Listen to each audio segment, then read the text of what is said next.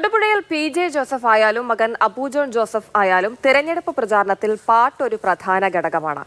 പാട്ടുപാടുന്ന സ്ഥാനാർത്ഥിക്ക് മുന്നിൽ പാട്ടുപാടുന്ന വോട്ടർ പ്രചാരണ സമയത്ത് അപ്പു ജോൺ ജോസഫിനുണ്ടായ വേറിട്ട അനുഭവങ്ങളിലൊന്നാണിത്. കൂടാതെ PJ ജോസഫ് എന്ന തൊടുപുഴക്കാരുടെ ഔസേപ്പച്ചനോടുള്ള സ്നേഹവും പ്രചാരണ സമയത്ത് തനിക്ക് തിരിച്ചറിയാൻ കഴിഞ്ഞുവെന്ന് അപ്പു ജോൺ ജോസഫ് പറഞ്ഞു. അപ്പു ജോൺ ജോസഫ് തന്നെ നമ്മളോടൊപ്പം ഉണ്ട്. താങ്കൾ നിരവധി തിരഞ്ഞെടുപ്പുകൾ കണ്ടിട്ടുണ്ട്, പക്ഷേ സ്ഥാനാർത്ഥിയായിട്ടുള്ള ആദ്യത്തെ തിരഞ്ഞെടുപ്പാണ്. പ്രചരണ സമയത്ത് മുജീബിനെ പോലുള്ള നിരവധി ആളുകൾ കണ്ടിട്ടുണ്ടാവും. എന്താണ് അവരൊക്കെ ആയിട്ടുള്ള ഒരു അനുഭവം എങ്ങനെയാണ്? ഇത് ഓരോ ദിവസവും രാവിലെ എഴുന്നേൽക്കുമ്പോൾ തൊട്ട് കിടക്കുന്നിടം വരെ ഒരു പ്രചരണത്തിൽ ഇൻവോൾവ് ആകുക എന്ന് പറയുന്നത് തീർച്ചയായിട്ടും വളരെ ശരിക്കും പറയുന്നത് നല്ല സ്ട്രെയിനുള്ള ഒരു ജോലി തന്നെയാണ്.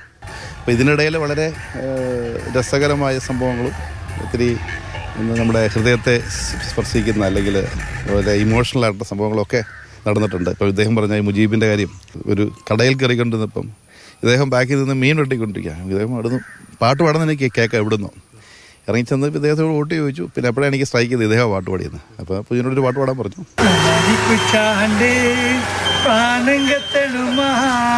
പായല പൊട്ടിച്ച് പാപ്പണ്ടാക്കണുമാ, പയറ് കറ്റാലി എൻ്റെ കോടല് കത്തണുമാ, പാടം വെടഞ്ഞിട്ട് ദൈവേ. അത് സോഷ്യൽ മീഡിയയിൽ ഇട്ടപ്പോൾ അത് ഒത്തിരി ആളുകൾ കാണുകയുണ്ടായി. അതിനുശേഷമാണ് ആരോ എന്നെ വിളിച്ചു പറഞ്ഞു ഇദ്ദേഹം ഒരു ഇടതുപക്ഷ മുന്നണിയുടെ പ്രവർത്തകനാണെന്ന് പറഞ്ഞു. പക്ഷേ തീർച്ചയായിട്ടും അത് ആളുകൾ കാണിക്കുന്നൊരു വാംത്ത്, നമ്മളോടുള്ള കാണിക്കുന്നൊരു സ്നേഹവും ഒക്കെ കാണുമ്പോൾ വളരെ അതുപോലെ തന്നെ ഒത്തിരി ആളുകൾ, പ്രായമുള്ള ആളുകളൊക്കെ ഇങ്ങനെ ഔസേപ്പച്ചൻ്റെ മകനല്ലേ, നീയൊന്ന് ഞങ്ങളടുത്ത് വോട്ട് പോയി ചോദിക്കാൻ പോലും വരണ്ട എന്ന് പറയുന്നവർ കെട്ടിപ്പിടിക്കുകയും ചിലർ ഉമ്മ തരുന്നു. അതുപോലെ ഒത്തിരി ആളുകൾ ഈ PJ ജോസഫിന് ഈ നാടുകളിലെ മനുഷ്യരുടെ മനസ്സിലുള്ള സ്ഥാനം എന്താണെന്ന് നമുക്ക് അറിയാം. പക്ഷേ ഇത് നമ്മൾ വ്യക്തിപരമായിട്ട് അതിനെ അനുഭവിച്ചറിയാൻ സാധിച്ചു.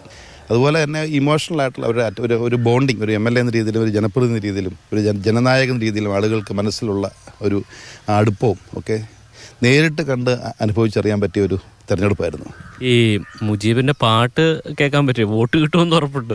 തീർച്ചയായിട്ടും വോട്ട് ചെയ്ത് കാണുമെന്ന് എനിക്ക് തോന്നുന്നത്. ഓരോ പ്രതീക്ഷകളാണ് ഈ തിരഞ്ഞെടുപ്പ്. എന്തായാലും ഓരോ സ്ഥാനാർത്ഥികൾക്കും വ്യത്യസ്ത അനുഭവമാണ്. അതിൽ എടുത്തു പറയേണ്ട ചില നിമിഷങ്ങളുണ്ട്. അതിനെക്കുറിച്ചാണ് നമ്മൾ അപ്പു ജോൺ ജോസഫ് സംസാരിച്ചത്. തൊടുപുഴയിൽ നിന്ന് വിനു കാഞ്ഞിരപ്പള്ളിക്കൊപ്പം ജെയിനസ് രാജു, മാതൃഭൂമി ന്യൂസ്.